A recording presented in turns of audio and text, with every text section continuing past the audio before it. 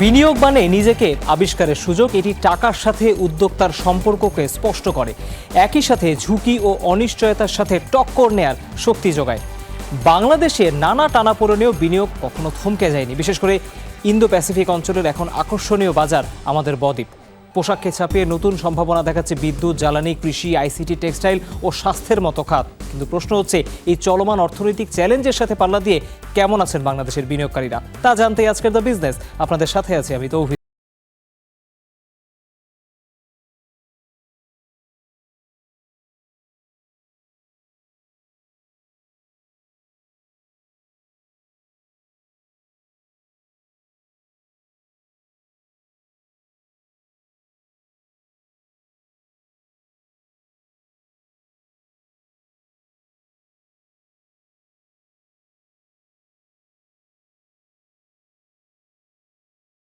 দিয়েছেন সেজন্য শুরুতেই আপনাকে আমরা ধন্যবাদ জানাতে চাই। আমরা এমন একটা বাস্তবতায় এই মুহূর্তে আছি, এক ধরনের অর্থনৈতিক টানাপোড়েন চলছে। বিশেষ করে বিদেশি মুদ্রার দাম নিয়ে আমরা বেশ বিড়ম্বনাতেই আছি বলা যায়, এটি একটি দিক। দ্বিতীয়ত হচ্ছে, সামনে একটি নির্বাচন আসছে, যে নির্বাচনের আগে আমরা সাধারণত দেখি যে বিনিয়োগকারীরা এক ধরনের পর্যবেক্ষণকারীর অবস্থান নেন। তারা বোঝার চেষ্টা করেন যে প্যাটার্নটা কোন দিকে যাচ্ছে। এই মুহূর্তে দেশের বিনিয়োগ পরিস্থিতিকে আপনি কিভাবে মূল্যায়ন করবেন? প্রথমত ধন্যবাদ আমাকে আমন্ত্রণ দেওয়ার জন্য, আবার ধন্যবাদ জানাচ্ছি আপনাকে। বিনিয়োগের বিষয়টা আমি যখন প্রথম ঢাকা চেম্বারের দায়িত্ব নিই বছরের শুরুতেই, তখন কিন্তু আমরা একটা আউটলুক দেই বছরের, এবং সেই আউটলুকেই কিন্তু আমরা বলেছিলাম, এবং আমি স্পেসিফিকলি এটার উপর জোরদার দিয়েছিলাম, এবং এটা অনেক হেডলাইন্সও হয়েছিল, যে 2023 কিন্তু সার্ভাইভালের বছর। কেন সার্ভাইভালের বছর ব্যবসার ক্ষেত্রে? সেটা হচ্ছে যে আপনি জানেন যে এই করোনা মহামারীর ধাক্কা সামলিয়ে কিন্তু আমরা চলে আসছিলাম, কেটিয়ে তারপরেও কোনো মতে ভালোভাবেই আমরা এটাকে মোকাবেলা করে আমরা এগিয়ে আসছি। কিন্তু তারপর পরে এই যে রাশিয়া ইউক্রেনের যুদ্ধ যখন শুরু হলো, এবং একটা গ্লোবাল একটা ইকোনমিক জিওপলিটিক্যাল ক্রাইসিস দেখা গেল, সেই কারণে কিন্তু অনেক কিছুর অ্যাডভার্স ইফেক্ট বাংলাদেশের উপর পড়েছে। শুধু বাংলাদেশ না, পুরো বিশ্বের উপর পড়েছে। আপনার সাপ্লাই চেইন ডিসরাপশন বলেন, আপনার এনার্জি প্রাইস বলেন, পাওয়ার প্রাইস বলেন, সব কিছুর কিন্তু আমরা দেখতে পারলাম যে দাম বেড়ে যাচ্ছে। ডলারটাও কিন্তু আস্তে আস্তে এক্সপেন্সিভ হয়ে যাচ্ছিল।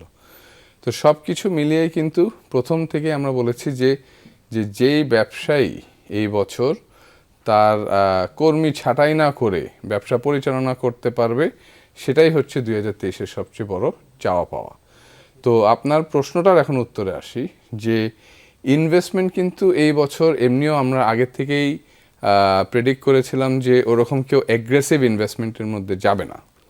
ইলেকশনের ব্যাপারটা আমি পরে আসছি। ইলেকশনের আগেই কিন্তু আমরা অলরেডি আপনি দেখেন যে এই যে এলসি খোলা যাচ্ছিল না, তারপরে আপনার এনার্জি পাওয়া যাচ্ছিল না, এনার্জি আমাদের প্রাইস বেড়ে গেল। এনার্জি নিয়ে আমরা অনেক কনসালটেশন করলাম, পরে আলটিমেটলি এনার্জির দাম বাড়লো, এফবিসিসিআর থেকেও লেখা হলো, তারপর আমরা নিরবিচ্ছিন্ন গ্যাস চেলাম। সব কিছু নিয়েই কিন্তু এইসব ইন্টারনাল চ্যালেঞ্জেসগুলোকে কিন্তু মোকাবেলা করেই কিন্তু ব্যবসায়ীরা টিকে রইল। সো এমন তো অবস্থায় ইনভেস্টমেন্ট বাড়বে কিনা আমার সন্দেহ এই বছর, কারণ সবাই একটা কনজারভেটিভ অ্যাপ্রোচ নিচ্ছে। এরপরে আসেন হচ্ছে আপনার সেকেন্ড পয়েন্টটা, যে সেকেন্ড পয়েন্টটা হচ্ছে একটা নির্বাচন সামনে আসে। তো নির্বাচনে ন্যাচুরালি আমাদের হিস্ট্রি অফ নির্বাচন যদি আমরা দেখে আসি, এখানে তো সবসময় একটা ভয় থাকে হরতালের, সংঘর্ষের, মানে যেসব জিনিসপত্রগুলো হয় আমরা দেখে আসি। তো সেগুলো নিলে কিন্তু সব সময় কিন্তু ব্যবসার উপর একটা নেতিবাচক প্রভাব পড়বে। আজকে টানা অবরোধ থাকুক, টানা হরতাল থাকুক, বা এরকম যদি কোনো সিচুয়েশন ক্রিয়েট হয়, তার সাফারাররা কে হবে?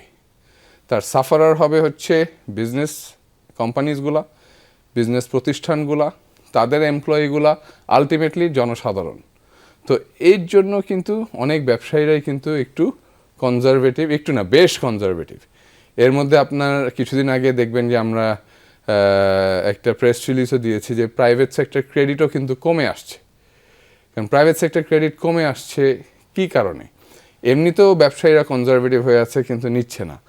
তার উপর যদি আমাদের প্রাইভেট সেক্টর ক্রেডিটে যদি আমাদের অ্যাভেলেবল মানে পুল অফ ফান্ডস না থাকে, তাহলে তো এই ব্যবসায়ীরা লোন না পেলে এরা করবে কোত্থেকে? তো সেই ক্ষেত্রে যেরকম আমরা বলেছিলাম যে সেটাকে আপনাদের সরকারের কাছে একটা আহ্বান জানিয়েছিলাম যে এগুলোর দিকে আপনাদের নজর দিতে হবে। কিন্তু হোয়াট এভার দ্য কেস, এই সব এক্সটার্নাল ফ্যাক্টরস, ইন্টারনাল ফ্যাক্টর সব মিলিয়েই কিন্তু ব্যবসায়ীরা এই বছর কিন্তু এগ্রেসিভ মোডে কেউ যাচ্ছে না, অ্যাটলিস্ট আমার জানা মতে যাচ্ছে না। যদি যেও থাকে সেটা হবে এক্সেপশন, বাট সাধারণ ব্যবসায়ীরা যারা আছেন, মানে মাস ব্যবসায়ীরা কিন্তু একটু কনজারভেটিভ চিন্তাই আছে। আরেকটা বিষয় সেটা হচ্ছে যে ধরেন আমরা যখন বিনিয়োগের কথা বলি, আমরা অনেক ধরনের ফ্যাসিলিটিসের কথা বলি, ইকোনমিক জোনগুলো তৈরি হচ্ছে, এখন ওয়ান স্টপ সার্ভিস দেওয়াগুলো শুরু করেছে আমাদের বিনিয়োগ বোর্ড থেকে শুরু করে সবাই, বিনিয়োগ কর্তৃপক্ষ থেকে শুরু করে সবাই। কিন্তু ঢাকা চেম্বারে একবার একটা আয়োজন হয়েছিল, সেখানে বলা হয়েছিল যে বাংলাদেশকে আসলে এনাফ ব্র্যান্ডিং করা হচ্ছে না, বাংলাদেশ এক ধরনের পরিচয় নিয়ে থমকে আছে, ওয়ার্ল্ডে এক ধরনের ব্র্যান্ডিং দরকার। দেশি বিনিয়োগকারীদের সামনে পারসেপশন বলি বা বিদেশি ইনভেস্টরদের সামনে যদি আমি ব্র্যান্ডিং বলি, আমরা কি নিজেদেরকে সঠিকভাবে উপস্থাপন করতে পারছি?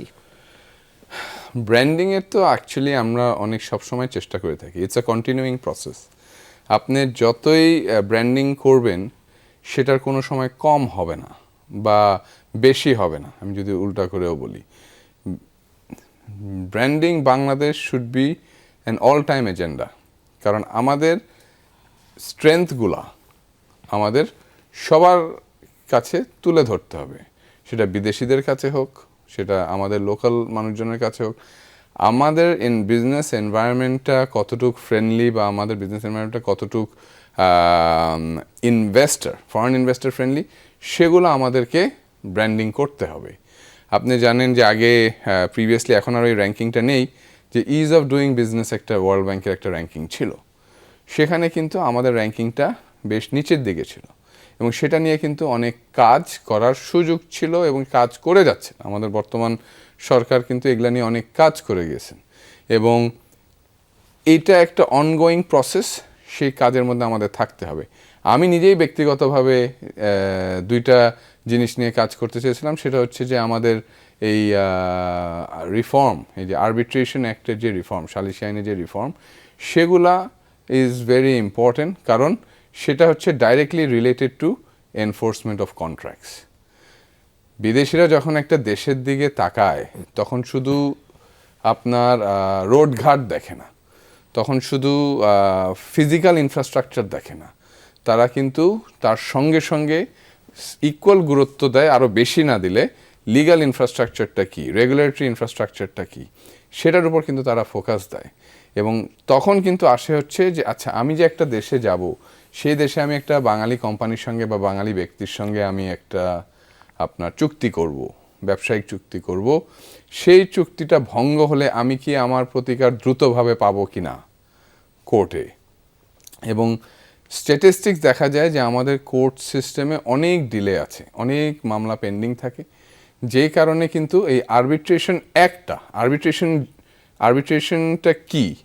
আরবিট্রেশন হচ্ছে একটা অল্টারনেটিভ ডিসপিউট রেজলিউশন। কোর্টে না যে কোর্টের বাইরে থেকে কিভাবে দুই মানে ব্যবসায়ী হোক বা দুই বিজনেস পার্টিজ হোক, তাদের মধ্যে বিরোধটাকে নিষ্পত্তি করা যায় কিভাবে। কিন্তু আমার এই বিরোধ নিষ্পত্তির প্রসেসটা কিন্তু ক্লিয়ারলি আরবিট্রেশন অ্যাক্টে বলা আছে, and we are a very pro arbitration মানে কান্ট্রি বলে আমি মনে করি, কারণ আইনগুলো সব জায়গায় ঠিক আছে। কিন্তু আমাদের এনফোর্সমেন্ট, যখন দুই পার্টি একটা এনফোর্স করতে যাবে, তখন কিন্তু আমাদের সেই ডিস্ট্রিক্ট কোর্টে যেই কিন্তু ঢাকার ডিস্ট্রিক্ট কোর্টে যেই কিন্তু আমাদের এনফোর্স করতে হয় এই অ্যাওয়ার্ডটা। আরবিট্রেশন করার পর যে একটা জাজমেন্টের বদলে আমরা অ্যাওয়ার্ড বলি, অ্যাওয়ার্ডটা যেটা দিবে সালিসি করার পরে, সেটাকে আমার এনফোর্স করতে ডিস্ট্রিক্ট কোর্টে যাওয়া লাগবে। তখনই কিন্তু আবার এই ডিস্ট্রিক্ট কোর্ট, হাইকোর্ট, অ্যাপিলেট, মানে ওই প্রসেসটার মধ্যে আমরা আবার পড়ে গেলাম, যেখান থেকে কিন্তু যেই কারণেই কিন্তু আমরা আরবিট্রেশনের জন্য বিজনেস পার্টিসরা প্রেফার করে। সো আমাদের এনফোর্সমেন্ট মেকানিজমটাকে আমাদের আরও দ্রুত করতে হবে এবং সেটা নিয়ে কিন্তু আমরা ঢাকা চেম্বারের পক্ষ থেকে কিন্তু একটা সেমিনারও করেছিলাম। ওখানে আমাদের তখন প্রিভিয়াস ব্রিটিশ হাই কমিশনারও এসেছেন, সেও খুব জোরদার দিয়ে বলেছেন যে we must go for reform of the arbitration act, এবং আমরা সেটার পলিসি অ্যাডভোকেসি কিন্তু অলরেডি ছিল, ওখানে আমাদের চিফ গেস্ট ল মিনিস্টারও ছিলেন। সো আমরা আশা করি যে এই আরবিট্রেশন অ্যাক্টটা খুব দ্রুত রিফর্ম মানে করা হবে, সংস্কার করা হবে। এবং আমরা যদি ইন্ডিয়ায় দেখি, পাশের দেশে দেখি, সেখানেও কিন্তু অলরেডি এটাকে রিফর্ম করে এইসব কিছু কিছু ইস্যুসগুলোকে অ্যাড্রেস করছে যেন এটা তাড়াতাড়ি আরবিট্রেশনটা এনফোর্স করা যেতে পারে। সাইড বাই সাইড আমরা সিঙ্গাপুরকে যদি দেখি তখন দেখেন যে আলাদা করে কিন্তু একটা কমার্শিয়াল কোর্ট করে দেওয়া হয়েছে। আমাদের এখানে একটা সেম কোর্টেই কিন্তু বিভিন্ন টাইপ অফ মামলা, জমি জমার মামলা, সিভিল, সব কিছু যে কিন্তু একটা কোর্টের মধ্যে যে জমা হচ্ছে। এটা ফিজিক্যালি খুব ডিফিকাল্ট, খুব চ্যালেঞ্জিং এটাকে দ্রুত শেষ করা।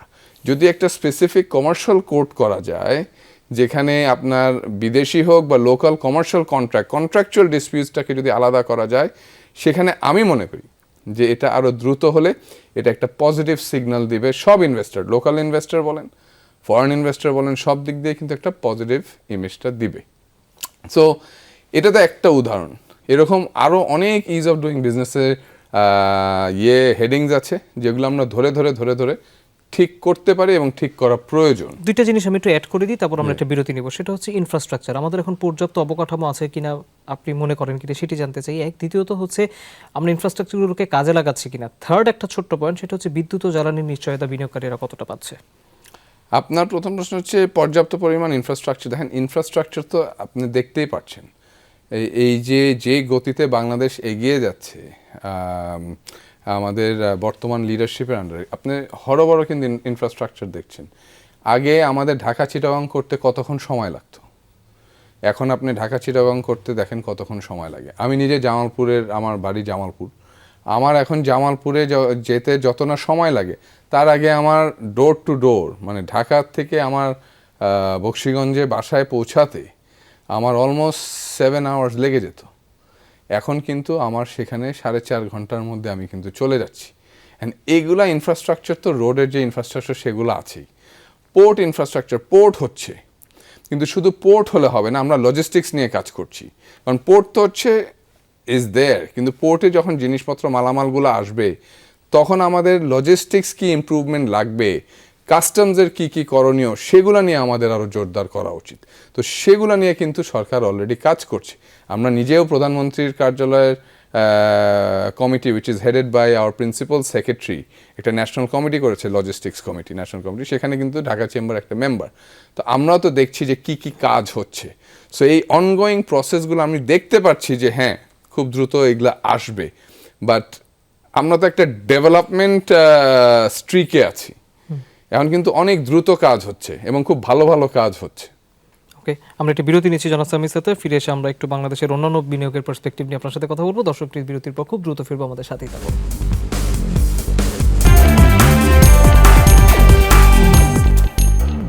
আবারও স্বাগত, আপনারা দেখছেন দ্য বিজনেস। আমাদের সাথে স্টুডিওতে আছেন ঢাকা চেম্বারের প্রেসিডেন্ট ব্যারিস্টার সামির সাত্তার। জনাব সামির সাত্তার, একটু অন্যদিকে আপনার দৃষ্টিটা নিতে চাই। আপনি যাদেরকে প্রতিনিধিত্ব করেন, আমি আপনার অভিজ্ঞতা থেকেই যদি বলি, তাদের একটি বড় অংশ ব্যবসায়ীদের যারা হচ্ছে বাংলাদেশের নিত্যপণ্য বা খাদ্যপণ্যের ব্যবসার সাথে জড়িত, তারা ঢাকা চেম্বারের অনেকেই সদস্য, এর বাইরেও রয়েছে। সেটি প্রশ্ন না, প্রশ্নটি হচ্ছে আমরা এখনও দেখি বিশ্ববাজারে যখন নিত্যপণ্যের দাম কমে, আমাদের দেশে কমে না। আমরা এখনও দেখি ভোক্তা অধিকার সংরক্ষণ অধিদপ্তর যখন অভিযানে যায় সেখানে জরিমানা তারা চাইলেই করতে পারে। অর্থাৎ আমি প্রশ্নটা তুলছি, ব্যবসার এথিক্সের জায়গাটা, ব্যবসায় আদর্শ মেনে ব্যবসা করার যে জায়গাটা, সেটি থেকে বাংলাদেশের ব্যবসায়ীরা সরে আসছেন কিনা, অনেকেই, সবাই না। আরেকটি হচ্ছে চেম্বারে থেকে আপনারা আসলে এটির সমাধানে কোনো বড় উদ্যোগ নিতে পারেন কিনা।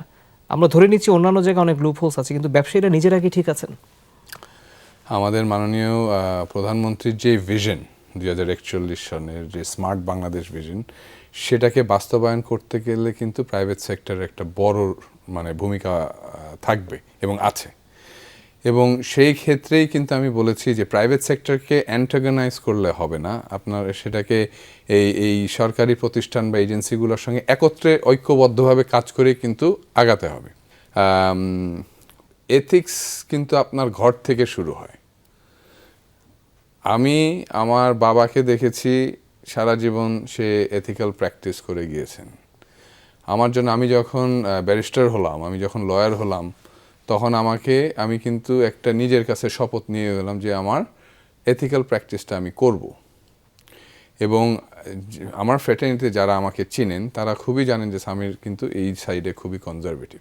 সো এইখানে কাউকে জেনারেলাইজ করার কোনো সুযোগ নাই। আপনি যে বলছেন যে সবাই না, কিছু কিছু অসৎ ব্যবসায়ীদের জন্য বা আনস্ক্রুপুলাস ট্রেডার যেটা আমরা বলি, তাদের জন্য তো সব ব্যবসায়ীদেরকে নাম খারাপ করা যাবে না। কিছু কিছু অসৎ আমলাদের জন্য তো সব আমলাদেরকে কিন্তু দোষারোপ করা যাবে না, বা সরকারি কর্মকর্তাদের করা যাবে না। এথিক্সের বিষয়টাতে আমরা অ্যাটলিস্ট আমার মতন যারা প্রতিনিধিত্ব করেন এই একটা ব্যবসায়িক কমিউনিটিকে, সেই জায়গা থেকে কিন্তু আমরা স্ট্রং। আমার মেসেজ স্ট্রং। আমার মেসেজ হচ্ছে, দেখেন, ঐক্যবদ্ধভাবে পাবলিক প্রাইভেট পার্টনারশিপের মধ্যে আমাদের আগাতে হবে। কিন্তু এই যে বারবার যে ব্যবসায়ীরা বলে যে হয়রানির শিকার, সরকারি প্রতিষ্ঠানগুলোও হয়রানি করতে পারবে না, ব্যবসায়ীদের করা উচিত না। এবং ব্যবসায়ীরাও, এটা কিন্তু এই মানে না যে আমি বলছি যে নন কমপ্লায়েন্ট হওয়ার জন্য, বাট ব্যবসায়ীরাও কিন্তু কমপ্লায়েন্সের জায়গা থেকে কিন্তু সরে আসতে পারবে না, আসা উচিত না। কারণ কমপ্লায়েন্স দেওয়াই হয় to keep a check and balance সব ব্যবসার ক্ষেত্রেই, এবং it is a matter of good practice যে সব ব্যবসায়ীরা কিন্তু কমপ্লায়েন্সের মধ্যে থাকে। আপনার যে প্রশ্নটা, সেটা কিছু কিছু এক্সাম্পলস আমরা দেখতে পাই বা শুনতে পাই, দেখতে তো পাই না, শুনতে পাই যে ও এরকম প্র্যাকটিস করেছে, আনএথিক্যাল প্র্যাকটিস করেছে। অনেকে বলে যে মানে জিনিসপত্রের দাম এত বাড়ছে কেন, জিনিসপত্রের দাম এটা ইন্টারনালি কতগুলো অসৎ ব্যবসায়ী দাম বাড়িয়েছে। এখন আমার কথা হচ্ছে যে ঢাকা চেম্বারের পক্ষ থেকে আমরা কি করতে পারি। আমরা যেরকম ঢাকা চেম্বারের পক্ষ থেকে আমি সবসময় বলেছি যে যদি মনিটরিং সেল গঠন করা হয়, সেখানে কিন্তু প্রাইভেট সেক্টরকে নিয়ে মনিটরিং সেল করা উচিত, শুধু সরকারি কর্মকর্তাদের না। ভালো এস্টাবলিশ চেম্বার অ্যাসোসিয়েশন থেকে লোকজন নিয়ে কিন্তু এই বাজার মনিটরিংটা মানে একটা খুবই গুরুত্বপূর্ণ স্টেপ হয়ে যাচ্ছে এবং হওয়া উচিত, যেহেতু আমরা এখন আমাদের বিগেস্ট চ্যালেঞ্জ হচ্ছে মূল্যস্ফীতি, এবং কোথায় কোন মার্কেট কোন বাজারে কত টাকা দিয়ে জিনিসপত্র বিক্রি হচ্ছে, কত সাপ্লাই আসলো না আসলো, এগুলার একটা কনস্ট্যান্ট মনিটরিংয়ের প্রয়োজন আছে বলে আমি মনে করি। এবং ফিজিক্যাল মনিটরিং, অ্যাক্টিভ মনিটরিং, এবং এক জায়গায় দাম একটা হবে আরেক জায়গায় দাম আরেকটা হবে, এরকমভাবে তো মানে দেশ চলে না। এখন আপনি বলতে পারেন যে ফ্রি মার্কেট ইকোনমি, আমার পয়সা, আমি যত ইচ্ছায় আমি জিনিস বিক্রি করব। হ্যাঁ, that is true, you are at liberty. কিন্তু কিছু কিছু এই যে এসেনশিয়াল গুডস, এসেনশিয়াল কমোডিটিস, এখানে তো আপনার ন্যাশনাল ইন্টারেস্টকে প্রায়োরিটি দিতে হবে। অ্যান্ড আমাদের ন্যাশনাল ইন্টারেস্ট হচ্ছে টু কমব্যাট ইনফ্লেশন। তো সেখানে আপনার ওই জায়গায় প্রায়োরিটি দিয়ে সব ব্যবসায়ীরাই কিন্তু একত্রে আসবে ঐক্যবদ্ধভাবে যে এটাকে আমাদের মোকাবেলা করতে হবে। যদি কোনো দুই এক ব্যবসায়ী থাকে যারা এটা প্রাইভেট ইন্টারেস্টটাকে আগে প্রাধান্য দিচ্ছে ন্যাশনাল ইন্টারেস্ট থেকে, তাহলে আমি মনে করি তাদেরকে ধরে ধরে নেম অ্যান্ড শেম করা উচিত। এটা আমার থট প্রসেস, বাট আমি তো আর মানে সব মেজরিটি না, বাট আমি আমার দায়িত্বে যখন থাকবো আমি এভাবেই আমি আমার চেম্বার পরিচালনা করতে পছন্দ করি বা আমার ভিউজ দিতে পছন্দ করি। আপনি যেহেতু আইনজীবী, আমি এই প্রশ্নটা আরেকটু অন্যভাবে করতে চাই। ভোক্তাদের সাথে যখন আমরা কথা বলি, তারা যখন বাজারে দেখেন যে তাদের চোখের সামনে কোনো একটি অসাধু ব্যবসায়ীকে জরিমানা করা হলো, অনেক ক্ষেত্রে তারা বলেন যে জরিমানা না করে আরও কঠোর হওয়া উচিত, ফৌজদারি বিধিতে তাদের বিরুদ্ধে আইন করে মামলা করে তাদেরকে শাস্তি দেওয়া উচিত। আপনি কি তাই বিশ্বাস করেন? এতে কি ডিসিপ্লিন ফিরবে? শুনেন, ফৌজদারি মামলা করা, ফাইন দেওয়া, সব কিছু, যারা এই মানে অসৎ ব্যবসায়ী যেটা আপনারা বলছেন, যারা এই প্র্যাকটিসে আছে, তারা এই প্র্যাকটিসে শুধু একদিনের জন্য না, এরা অনেক দিন ধরে এই প্র্যাকটিসের সঙ্গে জড়িত আছে। তো তারা ওই ফাইন বলেন বা ফৌজদারি মামলা বলেন, তারা যদি অত এটা নিয়ে চিন্তা করতো তাহলে কিন্তু এই কাজটা করতো না। আমি আজকে মানে কিছু ইল্লিগাল তো দূরের কথা, আনএথিক্যাল কিছু করতে গেলেও কিন্তু আমার দুইবার চিন্তা করতে হবে যে না, এটা আমার দ্বারা সম্ভব না, আমার বাবার নাম খারাপ হবে, আমার ফ্যামিলির নাম খারাপ। এরকম থট প্রসেসটা কিন্তু আপনার মাইন্ডসেটটাকে কিন্তু চেঞ্জ করে আনতে হবে, কারণ এই মাইন্ডসেটটাকে চেঞ্জ করাটা খুবই ইম্পর্টেন্ট। আর যেটা হচ্ছে আপনার ফাইন, এটা তো যারা সরকারি এজেন্সিরা আছে, আইনের মধ্যে আপনার থাকতে হবে যে আপনি কি ফাইন দিবেন নাকি জেল দিবেন নাকি সাজা দিবেন, কি সাজা দিবেন, সেটার ওই যেখানে তিনি আছেন সেখানে আইনের মধ্যে ধরেন অনেক সময় লেখা থাকে 25,000 টাকা বা 3 মাসের জেল, মানে এরকম একটা অপশন দেওয়া থাকে। সেটা এক্সারসাইজ করবে হচ্ছে আমাদের সরকারি এজেন্সিরা যারা ওটার দায়িত্বে আছে। আমি একটু অন্য প্রসঙ্গে আপনার কাছে যেতে চাই, সেটি হচ্ছে যে আমাদের এখনকার যে বৈদেশিক মুদ্রার বাজার, সেখানে আমরা দেখতে পাচ্ছি ডলার নিয়ে বেশ গলদঘর্ম হতে হচ্ছে সবাইকে, সরকারি বলি বা আপনারা যারা বেসরকারি উদ্যোক্তা আছেন সবার কি হচ্ছে, জনগণের উপর এক ধরনের ইনফ্লেশনের চাপ এটার কারণেও পড়ছে। এটি কতটা এখন এফেক্ট করছে এই মুহূর্তে ইকোনমিক সিচুয়েশনে সেটি জানতে চাই। এক, দ্বিতীয়ত হচ্ছে আমরা দেখতে পাচ্ছি রুপিতে টাকার সাথে বিনিময় হয় কিনা সেটি নিয়ে ভাবা হচ্ছে। অন্য একাধিক দেশ আমাদের সাথে তাদের নিজস্ব মুদ্রায় লেনদেন করতে যাচ্ছে, বাণিজ্য করতে যাচ্ছে। এগুলোতে যদি আমরা আগাই তাহলে আসলে ট্রেডে কোনো ধরনের ইজিয়ার এক ধরনের এনভায়রনমেন্ট তৈরি হবে কিনা? দেখেন, এই ডলারের যে সিচুয়েশনটা, সেটার জন্য কিন্তু অলরেডি বাংলাদেশ ব্যাংক বছরের প্রথমেই কিন্তু মনিটারি পলিসি স্টেটমেন্ট দিয়ে কিন্তু সেটাকে একটা স্ট্রিক্ট কন্ট্রোলের মধ্যে নিয়ে আসলো। কিভাবে? এলসি নিয়ন্ত্রণগুলা, ইন্সপেকশন, ম্যান্ডেটরি ইন্সপেকশন, এলসি খোলার ক্ষেত্রে কনজারভেটিভ চেকিং, যেন ওভার ইনভয়েসিং না হয়, আন্ডার ইনভয়েসিং না হয়, সেগুলো নিয়ে কিন্তু একটা মনিটারি পলিসি দিয়ে ব্যাংকগুলা অনেক সতর্ক হয়ে গিয়েছেন। এবং ডলারটা কিন্তু অন্যান্যদের তুলনায় কিন্তু এক্সপেন্সিভ হয়ে যাচ্ছে, যে কারণে দেখছেন যে আমাদের ডিভ্যালুয়েশনও কিন্তু হয়ে যাচ্ছে। কেন? কারণ এটার কিন্তু ফেডারেল ইন্টারেস্ট রেট বেড়ে যাচ্ছে। তো যখন ডলার যখন কস্টলি হয়ে যাচ্ছে তখন, এবং যখন কস্টলি হয়ে যাচ্ছে এবং আমরা মানে ব্যবসায়ীরা যখন ব্যবসা করার জন্য খুলতে পারছে না, এলসি খুলতে পারছে না, বিকজ এত এক্সটেন্সিভ স্ক্রুটনি হচ্ছে বা সময় মতন এলসি দিতে পারছে না, এটা তো সবাই বলে।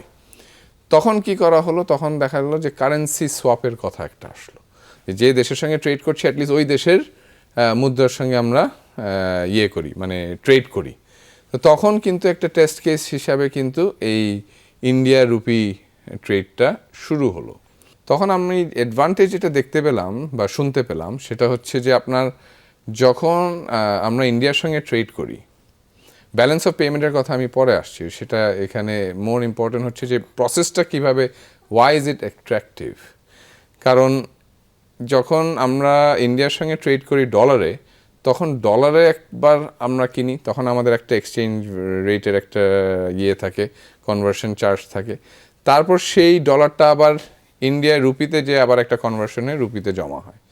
সো এখানে একবার দুইবার মানে আপনার মানে টাকার থেকে ডলার, ডলার থেকে রুপি, সো এখানে বিভিন্ন কনভার্সনে আপনার এক্সচেঞ্জ রেট লস হয়। আর যদি ডাইরেক্ট হয় তখন ইউ কাট আউট এই প্রসেসটা, যে টাকার থেকে ডলার, ডলার থেকে রুপি, তখন আপনার সোজা টাকা রুপিতে ট্রেড হবে। আরেকটি প্রসঙ্গে একটু আসি, সেটা হচ্ছে যে ব্যাংকিং সেক্টর নিয়ে আলোচনা থেকে সমালোচনা এখনও বেশি হয়। ব্যাংকিং সেক্টরের খেলাপি ঋণের পরিমাণ কমছে, কিন্তু সেই কমার গতিটা নিয়ে অনেকেই হয়তো সন্তুষ্ট না। কিন্তু আমার প্রশ্নটা হচ্ছে, এই যে খেলাপি ঋণ তৈরির প্রক্রিয়াটা থেকে যাওয়া, ব্যাংকের সুশাসন নিয়ে এখনও কথা বলা, বা ব্যাংকের ঋণের অর্থ দিয়ে এখনও সেগুলো আদায় করতে না পারা, এগুলোকে আপনার কি ক্রাইসিস মনে হয়? আমরা আসলে কিভাবে ব্যাংক নিয়ে সমাধান করতে পারি? ফাইন্যান্সিয়াল সেক্টর হচ্ছে একটা ইকোনমির one of the most important sector, এবং সেটাকে খুবই যত্নের সঙ্গে কিন্তু আপনার লালন পালন করতে হবে। কারণ ফাইন্যান্সিয়াল সেক্টর কিন্তু যদি ঠিক না থাকে, ইকোনমি ঠিক থাকাটা খুব ডিফিকাল্ট। এবং যখনই আমরা ফাইন্যান্সিয়াল সেক্টর নিয়ে কথা বলি, আমার ক্ষেত্রে দুইটা ইস্যু আসে। একটা আসে হচ্ছে ক্ষুদ্র ব্যবসায়ীদের লোন পায় না, কারণ তাদের ডকুমেন্টেশন রিকোয়ারমেন্টের জন্য বারবার আমি কমপ্লেন শুনি যে এটা চায়, ওটা চায়, এটা চায়। তো সেটা নিয়ে আমরা কথা বলে থাকি। আরেকটা ইস্যু সেটা হচ্ছে আপনার নন পারফর্মিং লোনস, এনপিএল। তো সেখানে আমি বলেছিলাম যে যেখানে দুইটা জিনিস আছে। একটা হচ্ছে management of non performing loans, আরেকটা হচ্ছে recovery of non performing loans. তো যেটা ম্যানেজ করার কথা সেটা হচ্ছে যে আপনার নন পারফর্মিং লোনসগুলো ডিফল্টিং লোনস, মানে পুরাপুরি ব্যাড ডেট হওয়ার আগেই কিন্তু তাদেরকে ম্যানেজ করতে হবে, এবং সেটা কঠোরভাবে প্রতিটা শেডিউল ব্যাংকের কিন্তু এটা একটা মানে দায়িত্ব এটাকে ম্যানেজ করা। আর এটাকে সুপারভাইজারি রোল কে প্লে করতে পারে, সেটা বাংলাদেশ ব্যাংক। যে একটা লোন আমি যখন দেখছি যে প্রথম কিস্তিটা ডিফল্ট করলো, পরের কিস্তি ডিফল্ট করবো, তখনই কিন্তু আমার রেড সিগন্যাল, মানে যে হয় না ইয়েলো সিগন্যাল, অ্যাম্বার, তারপরে রেডে চলে যাচ্ছি, যে আচ্ছা না, দেখতে পাচ্ছি যে এই কোম্পানিটা ডিফল্ট করছে, টাকা দিতে পারছে না, আমার পর্যাপ্ত পরিমাণ সিকিউরিটি আছে কিনা তার ঋণটা পে অফ করার জন্য, এবং আমার এনফোর্সমেন্ট আমি তাড়াতাড়ি করতে পারবো কিনা, সেগুলো নিয়ে কিন্তু ব্যাংকের ইমিডিয়েটলি ভাবা উচিত, মানে প্রসেসটার মধ্যে। আরেকটা হচ্ছে যে এটা না ভেবে নন পারফর্মিং লোন একদম ব্যাড ডেট হয়ে ডিফল্টিং লোন হয়ে গেল, ডিফল্টেড লোন, মানে দিতেই পারলো না। এবং যখন ডিফল্টেড লোন হয়ে গেল, তখন সেটাকে মামলা করে রিকভারি কত তাড়াতাড়ি আমরা করতে পারি। অ্যান্ড মামলা করে রিকভারির প্রসেস তো অলরেডি অর্থায়ন আদালত আইনে দিয়েই দিয়েছে, মানে ব্যাংকের ক্ষেত্রে, যেটা খুব দ্রুত এটাকে আনা দরকার। কিন্তু আমরা দেখতে পারি যে এই মামলাগুলো কিন্তু অনেক দিন ধরে পেন্ডিং হয়ে থাকে, কারণ এত যদি ডিফল্ট হয় বা প্রতিটা স্টেপসে যদি মানে কৌশল বলেন বা কিছু বলেন, অনেক সময় দেখা যায় কৌশলের ক্ষেত্রে আছে এখানে একটা অর্ডার হলো, অর্ডার এগেনস্টে আমরা হাইকোর্টে চলে গেলাম, ওখান থেকে একটা স্টে নিয়ে আসলাম।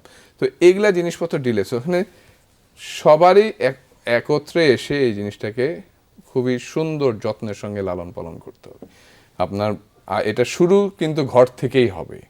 ঘরটা কি আমার ব্যাংক, ব্যাংকের থেকে ব্যাংকের সুশাসনের কথা আপনি বললেন, সেখান থেকে কর্পোরেট গভর্নেন্স থেকে শুরু করে যে আমার লোনটা নন পারফর্মিং লোন হওয়ার আগ পর্যন্ত আমি এটাকে কীভাবে ম্যানেজ করব, সেটা হচ্ছে ভেরি ইম্পর্টেন্ট।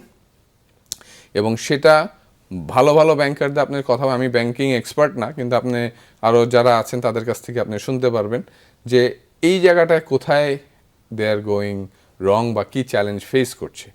আর আরেকটা আছে হচ্ছে রিকাভারি, যখন এটা চলে যাবে শেষ হয়ে গেল, তখন দ্রুত স্টেপস নিতে হবে ব্যাংকে রিকাভার করার জন্য, যত তাড়াতাড়ি পারে, যত ভালো ভালো উকিল থাকে না ওদেরকে এঙ্গেজ করে এটাকে কীভাবে তাড়াতাড়ি রিকাভার করতে পারে। তো এই ব্যাংকের এই দুই জায়গায় কিন্তু ব্যাংকের একটা ড্রাইভ দিতে হবে। নিঃসন্দেহে। আমরা আরেকটি বিরতি নিব, বিরতির পর ফিরে এসে আমরা আপনাকে 10টা র্যাপিড ফায়ার প্রশ্ন করবো। দর্শক, একটি বিরতির পর খুব দ্রুত ফিরছি, আমাদের সাথেই থাকুন।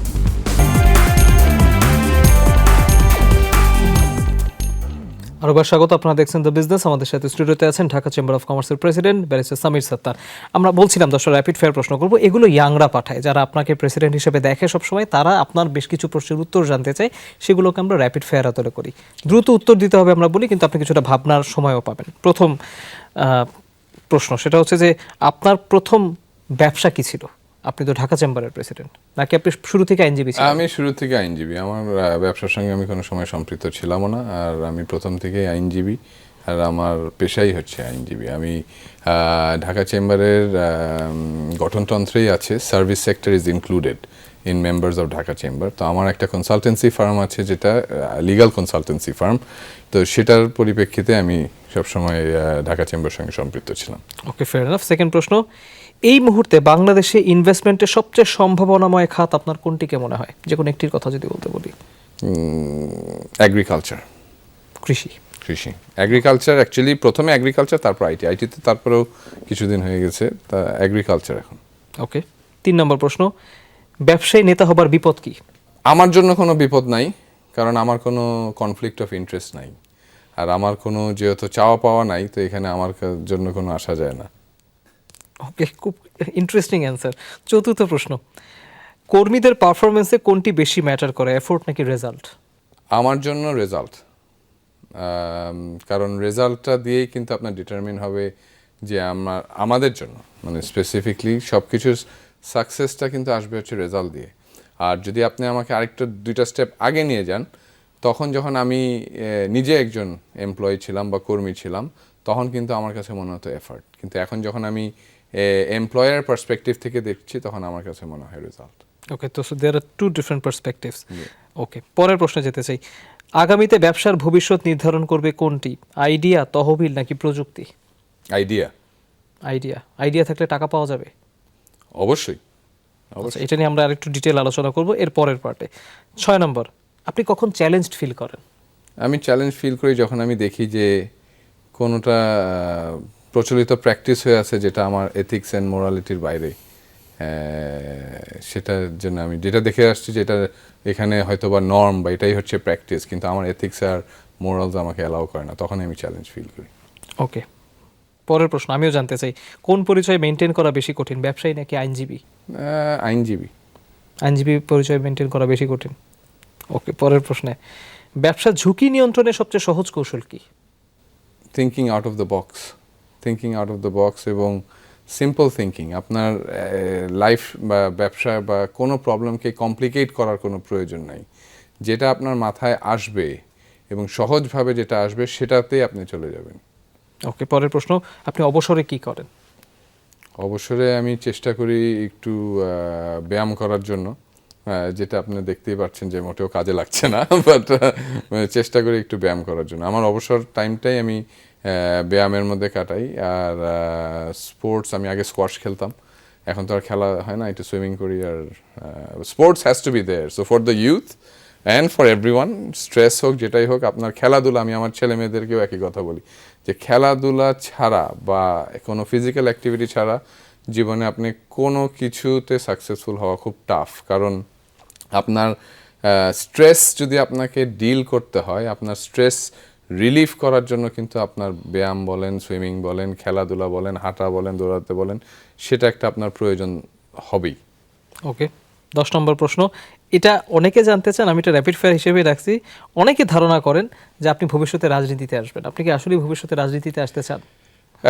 অনেকে ধারণা করে, তাদের ধারণাটা করাটা অযৌক্তিক কিছু না। আমার বাবা যেহেতু বাণিজ্য মন্ত্রী ছিলেন বেশ কিছুদিন আগে, এবং যেহেতু আমি ওই পরিবারেরই ছেলে, তো আমি গ্রামে ঢুকলেই আমাকে সবাই ধরেই নেন যে সে রাজনীতি করবে। আপনি যদি আমাকে জিজ্ঞেস করেন, অবশ্যই আমার পলিসি নিয়ে কাজ করার ইচ্ছা, কারণ আমি বিদেশ থেকে ফেরত আসা ছেলে। তো আমার মা সবসময় একটা ইম্পর্টেন্ট কথা বলতেন, আমার মাই হচ্ছে আমার সবচেয়ে অন্যতম অভিভাবক, আমি সবাইকে এটা বলি, আল্লাহর পরেই আমার মা। সেটা হচ্ছে যে the opportunity cost of not entering into politics is that you end up being ruled by your inferiors. So এটা কিন্তু প্লেটোর কিন্তু একটা বড় কথা। তো আমি এত কিছু জ্ঞান ট্যান নিয়ে যদি আমি দেশকেই সেবা না দিতে পারি, তাহলে এটা আমার লাভটা কী হলো? ওকে, উত্তর ভালো, মোটামুটি ক্লিয়ার উত্তরই দিয়েছেন। আশা করি নতুনরা যারা জানতে চেয়েছে তারা তাদের প্রশ্নের উত্তর পেয়ে গিয়েছে। এবার আমি একটা প্রশ্ন করছিলাম আপনাকে, সেটা হচ্ছে আমি যেটা একটু বড় করে করতে চাই, যে ব্যবসার আইডিয়া যদি থাকে তাহলে আপনি বলছেন তহবিল পাওয়া যাবে। একটু স্টার্ট আপগুলোকে নিয়ে কথা বলতে চাই, নতুন উদ্যোক্তাদেরকে নিয়ে কথা বলতে চাই। আইডিয়া বলা হয় বাংলাদেশে অনেক, হয়তো কেউ কেউ 1-2জনও ইনোভেশন নিয়ে কাজ যদি করেন তারাও সেখানে ভালো ভালো আইডিয়া জেনারেট করেন, কিন্তু বলা হয় যে তারা খুব একটা পুঁজির সহায়তা পান না, ব্যাংকের থেকেও পান না, অন্য কোনো সোর্স থেকেও পান না। অনেক সময় ক্রাউড ফান্ডিং তাদের করতে হয়, বিদেশের সিড মানি নিয়ে আসতে হয়। That is one perspective. Secondly হচ্ছে তারা বলছে যে ব্যবসায়ী নেতারা বলেন সবসময় যে এই এন্টারপ্রেনারদের পাশে তারা থাকবে, কিন্তু তারা দিন শেষে খুব একটা পাশে থাকেন না। ঢাকা চেম্বারের প্রেসিডেন্ট কি মনে করেন? এটা আমার থেকে আরও বেশি ভালো ওই স্টার্ট আপ বাংলাদেশ এবং তারা আরও বলতে পারবে। কিন্তু আমি যতটুকু দেখি, গ্রামীণ ফোনের একটা অ্যাক্সিলারেটর প্রোগ্রাম ছিল, তারা কিন্তু স্টার্ট আপের পাশে ছিল। তবে স্টার্ট আপ বাংলাদেশ সরকার সাইড থেকে কিন্তু স্টার্ট আপসদেরকে একটা সহায়তা দেওয়ার জন্য কিন্তু একটা প্রকল্প হাতে নিয়েছিলেন, এবং বিভিন্ন বিভিন্ন আছেন যেরকম আইডিএলসি ভেঞ্চার ক্যাপিটাল, তারাও কিন্তু স্টার্ট আপ নিয়ে কাজ করেন। So fund is there. আবার এই নতুন নতুন না, তো বেশ কিছুদিন হয়েছে এখন, এই যে এসবিকে ভেঞ্চার্স, তো এরা কিন্তু ভালো ভালো প্রজেক্ট খুঁজে। সো আমার কাছে মনে হয় আইডিয়াটা, কেন আমি বললাম এখানে একটা জিনিস অ্যাড করা উচিত, শুধু আইডিয়া না, আইডিয়ার সঙ্গে সঙ্গে আপনার ইমপ্লিমেন্টেশনটা, প্ল্যানিং অ্যান্ড ইমপ্লিমেন্টেশনটা কিন্তু খুব ইম্পর্টেন্ট। আমি খুব সুন্দর একটা আইডিয়া নিয়ে আসলাম, কিন্তু আমি সেটার জন্য কোনো কাজ করলাম না, বা প্ল্যানিং করলাম না, বা ইমপ্লিমেন্ট করলাম না। এখন আমার কাছে এসে তো আপনাকে আমার আইডিয়াটাকে সেল করতে হবে। এই যে আমরা যে বিদেশে যখন দেখতাম যে ড্র্যাগনস ডেনের মতন 4জন এন্টারপ্রেনার বসা থাকতো, আইডিয়া এসে সেল করতো, তারপরে ওরা ওখানেই স্পট ডিসিশন দিত। তো এইসব জায়গায় আমার মনে হয় স্টার্ট আপদের কিছু প্রফেশনাল অ্যাডভাইস নেওয়া দরকার। অনেক ফার্মসই আছে যারা এই স্টার্ট আপসদেরকে নিয়ে ডিল করে, এবং খুব মানে কম ফিজে কিন্তু তাদেরকে অ্যাডভাইস করে, বা ভেরি নমিনাল ফিজে। কারণ কথা হচ্ছে যে যখন এরা শুরু করে, এদের গঠনতন্ত্র ঠিক আছে কি না, এদের কোম্পানির রেকর্ড, মানে ওই ডিউ ডিলিজেন্স, কোম্পানি ফর্ম করে তারপরে তো এই ফর্মাল টাকা পয়সা চাওয়ার ব্যাপারটা যাবে। আপনার কাছে যদি আমি এখন যেয়ে বলি আমার মাথায় একটা বুদ্ধি আছে, আমাকে একটু দেন, আমি কোথায় দিব? এটা তো আপনাকে লোন দিতে পারবো না, আমাকে তো আপনার একটা কোম্পানিতে ইনভেস্ট করতে হবে, মানে যারা ইনস্টিটিউশনাল ইনভেস্টার্সরা আছে। তো ওই সব দিক দিয়ে আমার মনে হয় স্টার্ট আপসরা কিন্তু আরেকটু সচেতন হতে পারে। এবং আমি মনে করি যে ভালো আইডিয়া দিয়ে অনেকগুলাও কিন্তু এখন স্টার্ট আপস কিন্তু ভালো ফান্ডিং পাচ্ছে, এবং সিড মানি কিন্তু সহ কিন্তু আরও সেকেন্ড রাউন্ডও পেয়ে যাচ্ছে। আমি এই প্রসঙ্গে একটু ছোট্ট করে অ্যাড করি জনাব সামি স্যার। তো সেটা হচ্ছে অনেকে বলেন যে ব্যাংক কিংবা এরকম ভেঞ্চার ক্যাপিটালের থেকে অ্যাসেট ম্যানেজমেন্ট কোম্পানিগুলো যদি বাংলাদেশে ঠিকমতো রিফর্ম করা যায়, এরা স্টার্ট আপগুলোকে ভালো ফান্ডিং করবে। ওয়েস্টার্ন এক্সাম্পলগুলো তাই বলে, কারণ তারা অ্যাসেট শুধু দেয়ই না, তারা ওইটাকে ম্যানেজ করার দায়িত্বটাও নেয় যাতে স্টার্ট আপটা বড় হয়। এমন কিছু কি বাংলাদেশে শুরু করা উচিত? অবশ্যই শুরু করা উচিত। অ্যাসেট ম্যানেজমেন্ট কোম্পানি আমাদের এখানে আছে, কিন্তু সেই অ্যাসেট ম্যানেজমেন্টগুলো হচ্ছে মোর লাইক ওই যে মিউচুয়াল ফান্ডের মতন। মিউচুয়াল ফান্ড থেকে যদি স্টার্ট আপে কিছু দেয় বা ইনভেস্ট করা যায়, সেটাও ভালো হয়। স্টার্ট আপে ইনভেস্ট করাটার থেকে যেটা আপনি বললেন সেটা খুবই গুরুত্বপূর্ণ, যে স্টার্ট আপটাকে, আইডিয়াটাকে কীভাবে নার্চার করে, প্ল্যানিং করে আরও নেক্সট স্টেপে নেওয়া যায়, সেটাকে কিভাবে কমার্শিয়ালাইজ করা যায়, সেটা হচ্ছে এই যারা ইনভেস্টার্স তাদের মাথায় কিন্তু সেটাই চিন্তা হবে, কারণ আমি আপনাকে কিছু টাকা দিলাম, সেটা তো আমার এটা বিনিয়োগের মতন, তো এটা তো আমার রিটার্ন আসতে হবে। সো সেই রিটার্ন প্ল্যানটাতে যে কিন্তু অনেক সময় আইডিয়া এবং তাদের কিন্তু এই জায়গায় একটা গ্যাপ থাকে।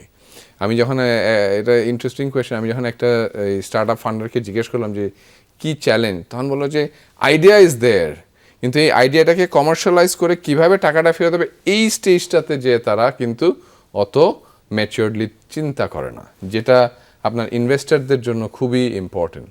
যে আইডিয়া ভালো, ফাটাফাটি আইডিয়া আছে, চলেন এটার উপর আমি ইনভেস্ট করব, কিন্তু এই আইডিয়াটাকে তো আমার কমার্শিয়ালাইজ করতে হবে, আইডিয়াটাকে তো নিয়ে একটা কমার্শিয়াল প্রোডাক্ট বানিয়ে সেটার থেকে টাকা আসলেই তো আমার টাকাটা ফেরত পাবো। আনলেস আমি একটা চ্যারিটি প্রজেক্ট করছি, এখানে তো চ্যারিটি প্রজেক্ট করছে না কেউ। সো ওই জায়গাটার মধ্যে আমার মনে হয় যারা ইয়াং স্টার্ট আপ আছে তাদের ফোকাস করা উচিত। আরেকটা প্রশ্ন করতে চাই, সেটা হচ্ছে এখনকার স্কিল ম্যান পাওয়ারকে আপনি কিভাবে মূল্যায়ন করেন? বিশেষ করে আমরা এখন দেখতে পাচ্ছি যে একটা বড় স্কিল ওয়ার্কফোর্স বিদেশে চলে যেতে চায় বা তারা থাকতে চায় না, আপনি ফেরত এসেছেন, তাদের জন্য আপনার সাজেশন কি? তাদের জন্য সাজেশন হচ্ছে যে স্কিল ম্যান পাওয়ার বাংলাদেশের দরকার। বাংলাদেশে থেকে সেটা মানে সার্ভ করা আমি মনে করি সেটা উচিত। আমি যেহেতু বিদেশ ফেরত ছেলে, তো আমার থট প্রসেসটা কিন্তু সেখানেই। এখন এটা ইজিয়ার সেড দ্যান ডান, সবার তো আর ওই সুযোগ থাকে না, অপরচুনিটি থাকে না। যখন তারা দেখেন যে লেখাপড়া করে আমি যদি বিদেশে একটা ভালো চাকরি পাই আর এখানে আমার চাকরি স্টার্টিং স্যালারি মানে একদম খুবই কম, যেটা দিয়ে আমার লেখাপড়ার টাকা পয়সা, আবার আমি যখন রিক্রুট করি তখন কিন্তু অনেক সময় দেখি যে অনেক মিডল ক্লাস ফ্যামিলির থেকে বা গ্রাম থেকে ছেলেপেলেরা এসে কিন্তু প্রফেশনে ঢুকতে চায়, এবং তাদের মেইন চ্যালেঞ্জটা কিন্তু হচ্ছে যে তাদের বাবা মাকে সাপোর্ট করতে হয়, আবার তাদের নিজের টাকা পয়সা নিজে দিতে হয়, তাদের ভাইদেরকে সাপোর্ট করতে হয়, বড় ভাইকে বা ছোট ভাই যে আছে বাসায়। তো এগুলা খুবই মানে ভালো, বিকজ কনসেপচুয়ালি এটা হচ্ছে দায়িত্ব, এটা তো নিভাতে হবেই, কিন্তু তার সঙ্গে সঙ্গে যে প্রেশারটা আসে সেই প্রেশারটা হয়তো বা এখানে ওই স্যালারি বা জব মার্কেট এতটুকু ম্যাচিওর না যে সে এখানে কাজ করে একটা ভালো ইউনিভার্সিটিতে গ্র্যাজুয়েট করে সে কাজ করে সে এই জিনিসপত্রগুলো করে, তখনই তারা বিদেশে খুঁজে যাচ্ছে, আমি বিদেশে গেলাম, বিদেশ থেকে আমি টাকা পাঠাবো, চাকরি করবো, ভালো করব। কিন্তু স্কিল ম্যান পাওয়ার বাংলাদেশে এখন স্পেশালি আমরা স্মার্ট বাংলাদেশে যখন যেদিকে হাঁটতে যাচ্ছি, সেই ভিশনটাকে বাস্তবায়ন করতে গেলে কিন্তু আমাদের আরও এই টেকনিক্যাল অ্যান্ড ভোকেশনাল ট্রেনিংয়ের উপর ফোকাস দিতে হবে। আমরা বারবার আমি বলে আসতেছি রিস্কিলিং, আপস্কিলিং, এগুলা ক্ষুদ্র ব্যবসায়ীদের থেকে শুরু করে নর্মাল মানুষদের কিভাবে টেকনোলজি তাদের জীবনের মধ্যে পজিটিভভাবে ইউজ করা যায় সেটার উপর ফোকাস দিতে হবে। টেকনোলজি ইউজ করে তাদের ব্যবসায়ীরা বা ক্ষুদ্র ব্যবসায়ীরা কীভাবে আরও অ্যাডভান্সড হতে পারে সেটার দিকে ফোকাস দিতে হবে, কীভাবে আরও কম্পিটিটিভ হতে পারে, কীভাবে আরও কস্ট এফিশিয়েন্ট হতে পারে সেদিকে ফোকাস দিতে হবে। জনাব সামি সাত্তার, আমরা একেবারে অনুষ্ঠানের শেষ পর্যায়ে শেষ প্রশ্নটি করতে চাই, ঠিক এক দশক পরে বাংলাদেশের ইনভেস্টমেন্ট সিনারিওকে আপনি কোথায় দেখেন বা বাংলাদেশকে আপনি কোথায় দেখেন? আমি I am always very positive. আল্লাহর রহমতে আমি সবসময় পজিটিভ থাকার চেষ্টা করি এবং পজিটিভ মাইন্ডসেট নিয়ে দেখি। তো আমি বাংলাদেশকে মনে করি যে 10 বছর পরে বাংলাদেশ আমি দেখতে চাই যে সিঙ্গাপুরের কাছাকাছি হয়ে যাক, যেখানে মানুষজন বিদেশ থেকে আমার মতন আরও ফেরত আসবে, ছেলেপেলেরা এসে বলবে যে না আমরা বাংলাদেশে এখন কাজ করব, এবং বাংলাদেশের এনভায়রনমেন্ট এবং ইনভেস্টমেন্ট এনভায়রনমেন্ট বলেন সব কিছুর এনভায়রনমেন্ট ইজ মাচ বেটার। কারণ না হলে কিন্তু আমাদের ছেলেমেয়েরাও কিন্তু এখানে থাকতে চাবে না। এটা আমাদের নিজের দায়িত্বেই কিন্তু এই টার্গেটটা বা আমার যে আশা প্রত্যাশা এইটাকে বাস্তবায়ন করতে হবে আমার নিজের ঘরের ছেলেমেয়ের জন্যই। নাহলে ওরা সবাই কিন্তু এই যে বহুমুখী দেখবে যে আচ্ছা এখানে আমি বসে আছি, এখান থেকে আমার এখন ছেলের স্কুলে যেতে লাগে 2 ঘন্টা, আসতে লাগে 2 ঘন্টা, তো সে ওই মানে আসতে লাগে 2 ঘন্টা, যেতে লাগে ধরেন 1 ঘন্টা 10 মিনিটের মতো। তো তার জীবনে 10 বছর বয়স, তার জীবনের কিন্তু 3.5 ঘন্টা মতন কিন্তু গাড়িতে চলে যাচ্ছে এই স্কুলে আসা যাওয়া নিয়ে। তাহলে ও আসবে কখন, বাসায় এসে খাবে কখন, খেলাধুলা করবে কোথায়, মাঠ কোথায়, কোথায়, ডেভেলপমেন্ট তো আমরা দেখছি, কিন্তু কিছু বেসিক রিকোয়ারমেন্টসগুলো তো আছে একটা মানে ছেলের মেয়ের সুস্থভাবে বড় হওয়ার জন্য। তো তখন এসে এগুলো যে আমরা আগে স্কুল থেকে আসতাম, স্কুল থেকে এসেই ম্যাক্সিমাম ধানমন্ডির থেকে, আমি গুলশানের এই সাইডে থাকি, ধানমন্ডি থেকে আসতে লাগতো আমার 25 মিনিট 20 মিনিট, বাট এখন তো ওইটার সিচুয়েশন না।